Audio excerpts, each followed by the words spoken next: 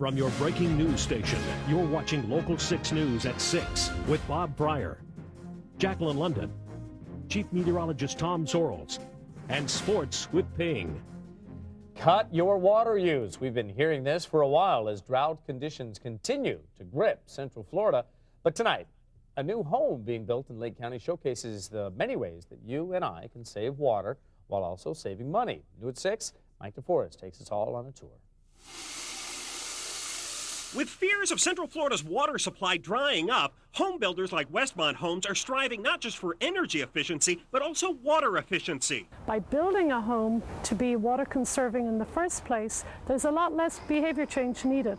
You don't have to do anything different. You still flush the toilet, you still use the washing machine, but the machine uses less. This 5,500 square foot home on the shores of Lake Apopka is the first in Central Florida to be awarded with the state's Water Star certification and will be a highlight of next week's Home Builders Convention. About 60% of the household consumption of water is on the landscape. To avoid such waste, all rainwater that hits the roof trickles down into gutters. It's then collected in this giant underground cistern where it will be saved for landscaping irrigation.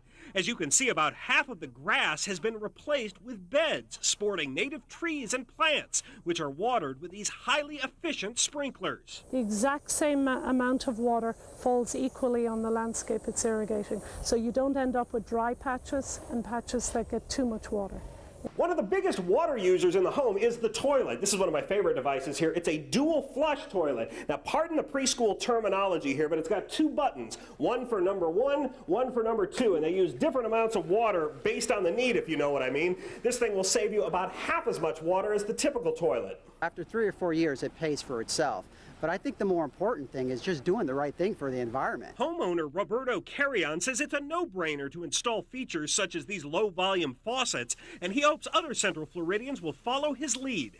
Mike DeForest, Local 6. I think I learned more about Mike than I wanted to in that story there. That underground cistern that you saw cost about $15,000, but state officials say building a water-friendly house